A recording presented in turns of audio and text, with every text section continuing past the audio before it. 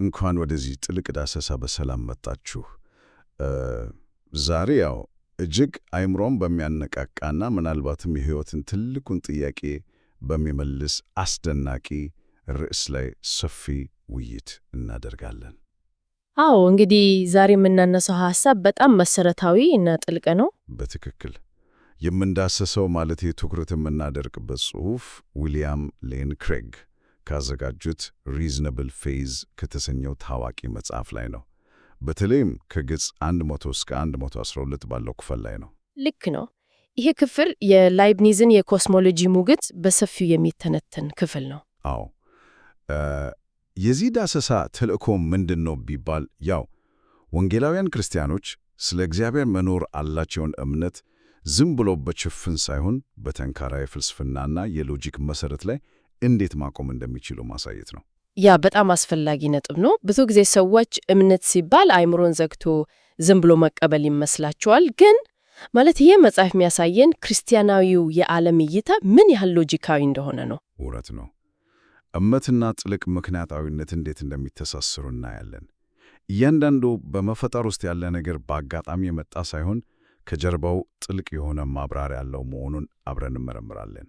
እንግዲህ ይህ ጉዞ ፍልስፍናን እና መለኮታዊ እውነትን የሚያገናኝ ድልድል ነው ማለት እንችላለን። የዚህን ግዙፍ ዩኒቨርስ መገኘት እና የፈጣሪን አስፈላጊነት በሚያገናኝ መልኩ ትልቁን ምስል እንድናይ ያደርገናል። በጣም ጥሩ። ታዲያ ይህንን ሐሳብ ከመሠረቱ እንፍተው። መጽሐፉ በመጀመሪያ የሚያነሳው የበቂ ምክንያት መርህ የተሰኘውን ጽንሰ ሐሳብ ነው። የበቂ ምክንያት መርህ። የዚህ ሐሳብ ማጠንጨኛ ማንኛውም በህልውና ያለ ነገር ሁሉ ለመኖሩ ማብራሪያው ወይም ምክንያት አለው የሚል ነው። ማብራሪያው ደግሞ በሁለት ይከፈላል አይደል? ልክ ነው። አንደኛው ነገሩ በራሱ ተፈጥሮ የግድ መኖር ያለበት መሆኑ ነው። ይሄ ማለት ህልውናው ከራሱ ውጭ በሆነ በማንኛውም ሌላ ነገር ላይ ያልተመሰረተ ሲሆን ነው። ፈጽሞ ሊጠፋ የማይችል መኖሩ በሌላ አካል ላይ ያልተንጠለጠለ ማለት ነው። ለምሳሌ በእምነታችን እግዚአብሔር ማንም ሳይፈጥረው በራሱ ህልውና ያለው መሆኑን እናውቃለን። ሁለተኛው ደግሞ ህልውናው ከራሱ ውጭ በሆነ ሌላ ምክንያት የተገኘ ወይም ጥገኛ የሆነ ነገር ነው። በትክክል ጥገኛ የሆነ ነገር ስንል እኔ፣ ዛፎች፣ አልፎ ተርፎም ኮከቦች ለመኖራቸው የሌላን አካል መንስኤነት ይፈልጋሉ። ዝም ብለው ከምንም ሊገኙ አይችሉም። ይህንን ሐሳብ አድማጮች በሚገባ በአይነ ህሊናቸው እንዲስሉት ሪቻርድ ቴይለር የተባለ ፈላስፋ የተጠቀመበትን ማራኪ ምሳሌ ማንሳት እንችላለን። የኳሱን ምሳሌ፣ እሱ በጣም ገላጭ ነው።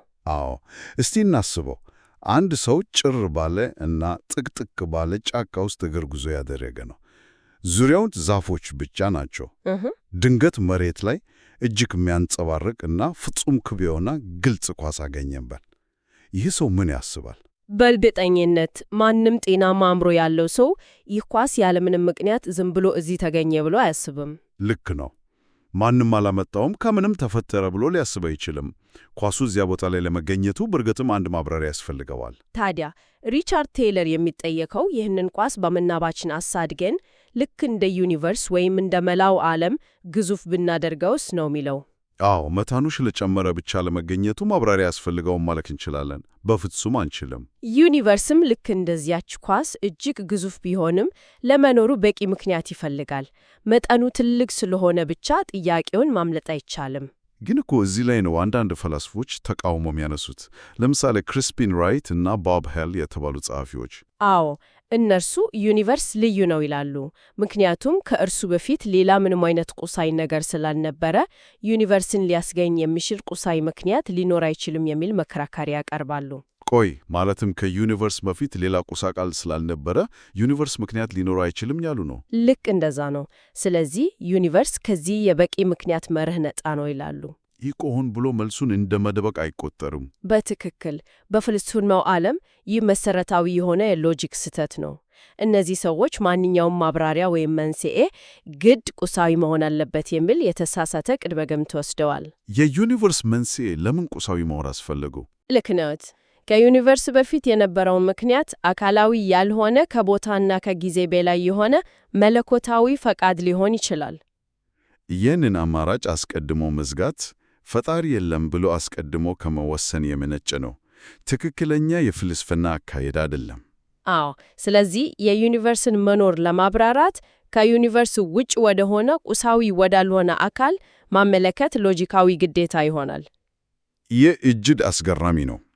ምክንያቱም ወደ ቀጣዩ ሐሳባችን ማለትም ወደ ዩኒቨርስ ማብራሪያ ስንመጣ አንድ ያልተጠበቀ እውነት እናገኛለን። ምን አይነት እውነት? ዩኒቨርስ ለመኖሩ ማብራሪያ ካለው ያ ማብራሪያ እግዚአብሔር ነው የሚለው አስገራሚ ነጥብ ነው። እና ይህ ሐሳብ በእምነት ሰዎች ብቻ ሳይሆን ፈጣሪ የለም በሚሉ ሰዎች ዘንድ ሳይቀር በተዘዋዋሪ ተቀባይነት ያለው መሆኑን ማየቱ ያስገርማል። እንዴት ማለት? ፈጣሪ የለም የሚሉት ሰዎች ይህንን እንዴት ይቀበሉታል? አየህ፣ እነርሱ ብዙውን ጊዜ አምላክ ከሌለ ዩኒቨርስ ማብራሪያ የለውም፣ ዝም ብሎ ያለ ምክንያት የሚኖር ነገር ነው በማለት ይከራከራሉ። አዎ፣ ያ የተለመደ መከራከሪያቸው ነው። ይህ ማለት ዩኒቨርስ ማብራሪያ እንዳለው ከተረጋገጠ ያ ማብራሪያ የግድ አምላክ መሆኑን አብረው አምነዋል ማለት ነው። ሎጂኩን ገለብጠው እየተጠቀሙበት ነው ማለት ነው። ልክ ነው። የክርስቲያኖች ሎጂክ ዩኒቨርስ ማብራሪያ ካለው ማብራሪያው እግዚአብሔር ነው የሚል ነው። ስለዚህ ዩኒቨርስ በእርግጥም ያለ ምክንያት ዝም ብሎ እንዳልተገኘ ካሳየን ማብራሪያው ፈጣሪ መሆኑን ተቃዋሚዎቻችን ሳይቀሩ በራሳቸው አንደበት አምነዋል ማለት ነው። ድንቅ ትንታኔ ነው። ይህንን ከትልቁ ምስል ጋር ስናገናኘው የዩኒቨርስ መንስኤ ምን አይነት ባህሪያት ሊኖሩት እንደሚገባ በግልጽ መረዳት እንጀምራለን። ዩኒቨርስ ማለት መላው ቁሳዊው ዓለም ቦታና ጊዜን ጨምሮ ማለት ነው። ዩኒቨርስ ከመፈጠሩ በፊት ቦታም ሆነ ጊዜ አልነበሩም። ስለዚህ ዩኒቨርስን ያስገኘው መንስኤ ከቦታና ከጊዜ ውጭ የሆነ መሆን አለበት። ፈጣሪው በፈጠረው ጊዜ ወይም ቦታ ውስጥ ሊገደብ አይችልም። ከቦታ ከጊዜ እና ከቁስ አካል ነፃ የሆነ መንስኤ ደግሞ አካላዊ ሊሆን አይችልም። ይህ በፍልስፍናው ዓለም ወደ አንድ አስደናቂ ድምዳሜ ያመጣናል። እና ያ ድምዳሜ ምንድን ነው? ከቦታና ጊዜ ውጭ የሆነ ነገር ምን ሊሆን ይችላል? ከቦታና ከጊዜ ውጭ ሊሆኑ የሚችሉ ነገሮች ተብሎ የሚታሰቡት ሁለት አማራጮች ናቸው። አንደኛው ረቂቅ ነገሮች ማለትም በአይን ማይታዩ እንደ ቁጥር ያሉ ጽንሰ ሐሳቦች ናቸው። ሁለተኛውስ? ሁለተኛው ደግሞ አካል የሌለው እጅግ ታላቅ የሆነ አእምሮ ነው። ግን እዚህ ላይ አንድ ግልጽ የሆነ እውነት አለ። ቁጥሮች ፈጣሪ ሊሆን አይችሉም። በፍጹም። ለምሳሌ ቁጥር 7 ዝም ብሎ ረቂቅ ጽንሰ ሐሳብ ነው። በሂሳብ ስሌት ውስጥ እንጠቀምበታለን እንጂ ቁጥር 7 ተነስቶ ዩኒቨርስን የመፍጠር አቅም የለውም። ውሳኔ የማድረግ የማሰብ ወይም የማቀድ ችሎታ የለውም። ስለዚህ የመጀመሪያው አማራጭ ውድቅ ይሆናል ማለት ነው። ብቸኛው አመክንያዊ አማራጭ አካል የሌለው ከጊዜና ከቦታ በላይ የሆነ እጅግ ታላቅ ኃይል ያለው እና ዩኒቨርስን ለመፍጠር የወሰነ ፈጣሪ አእምሮ መሆን አለበት ማለት ነው። በትክክል። ይህ አእምሮ የራሱ የሆነ ፍቃድ እና ምርጫ ያለው መሆን አለበት፣ ምክንያቱም ዩኒቨርስን ለመፍጠር መወሰን አለበትና። ይህ ድምዳሜ በክርስቲያናዊ አስተምሮ ካለው የእግዚአብሔር ባህሪ ጋር እንዴት ፍጹም እንደሚሰማ ማየቱ እጅግ ያስደንቃል። መጽሐፍ ቅዱስ የሚነግረን እግዚአብሔር መንፈስ የሆነ ከዘመንና ከቦታ በላይ የሆነ ሁሉን ቻይ እና በገዛ ፈቃዱ ዓለምን የፈጠረ አምላክ መሆኑን ነው። ይህ እውነት ለወንጌላውያን ክርስቲያኖች እምነታቸው ምን ያህል በጠንካራ መሰረት ላይ የቆመ መሆኑን ያረጋግጥላቸዋል።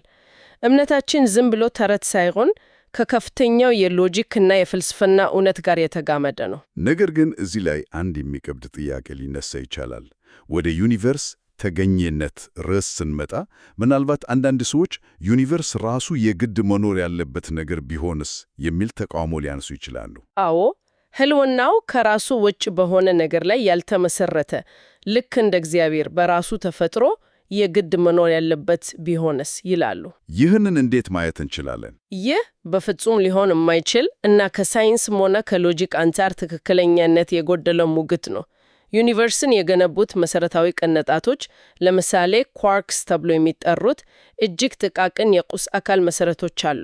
አዎ፣ በሳይንሱ በኩል የሚታወቁት ማለት ነው። እነዚህ ቅንጣቶች በሌሎች የተለዩ ቅንጣቶች ሊተኩ ይችሉ ነበር። ዩኒቨርስ የተገነባበት መንገድ ብቸኛው እና የግድ መሆን የነበረበት መንገድ አይደለም። ይህንን የበልጥ ግልጽ ለማድረግ መጽሐፉ ላይ ያለውን የጫማ ምሳሌ እናንሳ። ጥሩ ምሳሌ ነው። አንድ ሰው ከቆዳ የተሰራ ጫማ አጥልቋል እንበል።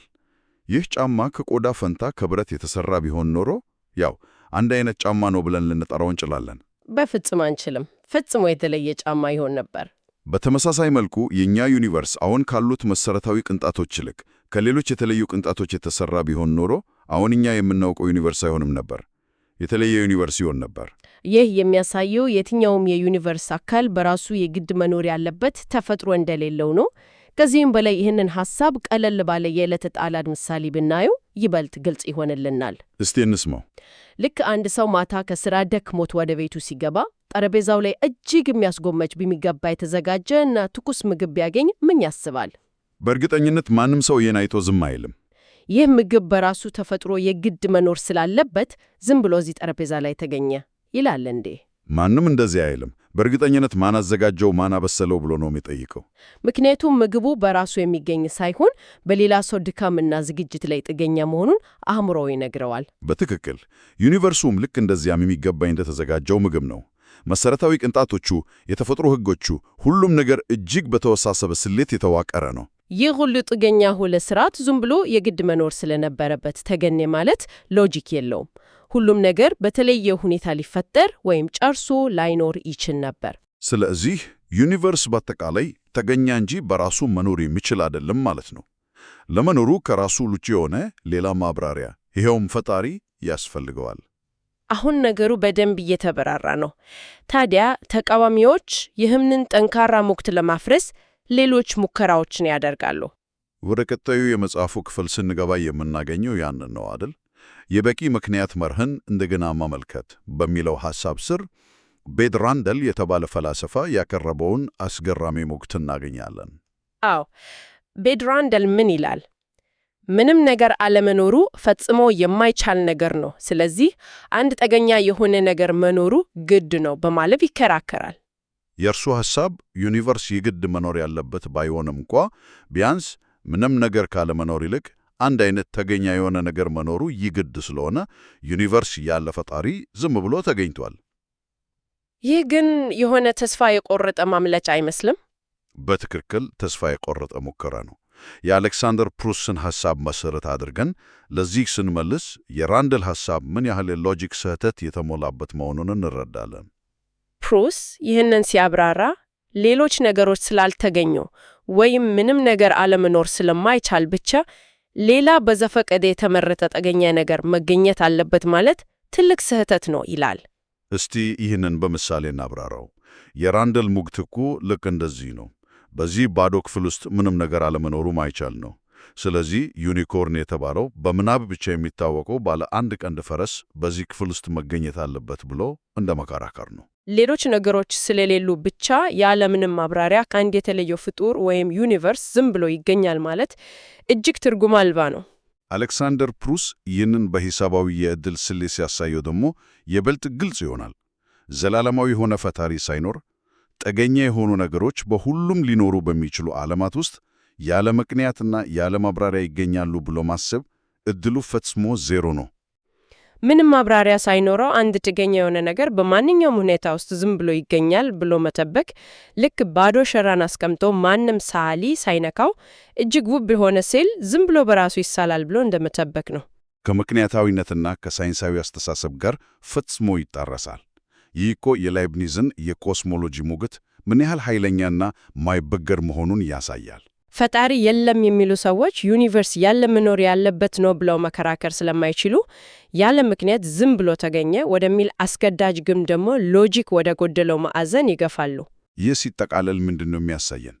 የዳሰሳችንን ማጠቃለያ ስንመለከት የላይብኒዝ ሙግት መነሻ ሐሳቦች እጅግ አሳማኝ መሆናቸውን እና ዩኒቨርስ በእግዚአብሔር እንደተፈጠረ የሚያሳዩ ድምዳሜ ጠንካራ መሆኑን በግልጽ እናያለን። እውነት ነው።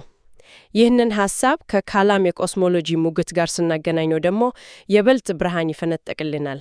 የካላም ሙግት ዩኒቨርስ መጀመሪያ እንዳለው ያረጋግጣል። መጀመሪያ ካለው ደግሞ በራሱ ተፈጥሮ የግድ መኖር ያለበት ዘላለማዊ አካል እንዳልሆነው በማያሻማ ሁኔታ ያረጋግጣል። ፈጣሪ የለም የሚሉ ሰዎች ዩኒቨርስ ከምንም ውስጥ ያለምንም ምክንያት በአስማት ድንገት ተገኘ ወደሚል ለማመን ወደሚያስቸግር አቋም ይገፋሉ። ታዲያ ይህ ሁሉ ጥልቅ ፍልስፍናና ሎጂክ ለመደበኛው ወንጌላዊ ክርስቲያን የሚሰጠው ፋይዳ ምንድን ነው? አድማጮች ይህንን ሲሰሙ በሕይወታቸው ምን ይጠቀማሉ? ፋይዳው እጅግ የላቀ ነው። ክርስቲያኖች ይህንን ሲረዱ እምነታቸው ዝም ብሎ ስሜታዊ በሆነ መንገድ የሚደረግ ዘለል ሳይሆን ከጠንካራ ምክንያታዊነት ጋር የተዋሃደ መሆኑን ይገነዘባሉ። ዓለምን ያስገኘው ታላቅ አእምሮ ያለው አምላክ መሆኑን ማወቅ የክርስትናን እውነት በከፍተኛ ደረጃ ይደግፋል። ልክ ነው። ይሄ እውቀት በአእምሮ ውስጥ ያለውን ጥርጣሬ ከማስወገድ ባለፈ ለሚጠይቁ ሁሉ በልበ ሙሉነት እና በምክንያታዊነት ምላሽ እንዲሰጡ ወይም ለእምነታቸው መከላከያ እንዲያቀርቡ ያስታጥቃቸዋል። አፖሎጄቲክስ በምንለው ዘርፍ ማለት ነው። ከእግዚአብሔር ጋር ላለው የእምነት ጉዞም ትልቅ መተማመንን ይፈጥራል። እጅግ ድንቅ የሆነ የሐሳብ ፍሰት ነው። ይህ ጥልቅ ዳሰሳ ከመጠናቀቁ በፊት አድማጮች ቆም ብለው እንዲያስቡት የምንፈልገው አንድ አዲስና ጥልቅ ሐሳብ አለ። ምንድን ነው ይህ ሐሳብ? ይህ ታላቅ ሁሉን ቻይ እና ከዘመን በላይ የሆነው አእምሮ መላውን ዩኒቨርስ በእንደዚህ አይነት ጥበብ ስሌት እና በቂ ምክንያት ከፈጠረ እኛ የሰው ልጆች ደግሞ የዚህ ጥገኛ ፍጥረት አካል ነገር ግን በእርሱ አምሳል የተከተረን መሆናችንን መገንዘባችን በየዕለቱ ለሕይወታችን የምንሰጠውን ትርጉም እንዴት ይቀየረዋል? በጣም ጥልቅ ጥያቄ ነው። ይህ አምላክ ያለ ምክንያት ምንም ነገር ማይፈጥር ከሆነ የእያንዳንዱ ሰው ሕይወት ከዚህ ታላቅ ፈጣሪ ጋር ባለው የግል ግንኙነት ውስጥ ምን ያህል ትልቅ ዋጋና ዓላማ እንዳለው ማሰብ አስገራሚ ይሆንም። በእርግጥም አስገራሚ ነው። እያንዳንዱ ሰው ይህን ጥልቅ ሐሳብ ለራሱ ሕይወት ትርጉም በሚሰጥ መልኩ እንዲያሰላስለው እንጋብዛለን። የዛሬው ጥልቅ ዳሰሳችን በዚህ ይጠናቀቃል። አእምሮን የሚያድስና እምነትን የሚያጸና ውይይት ነበር። እጅግ ፍሬያማ ጊዜ ነበር። በሚቀጥለው ጊዜ በሌላ ጥልቅ ዳሰሳ እስከምንገናኝ ድረስ ሰላም።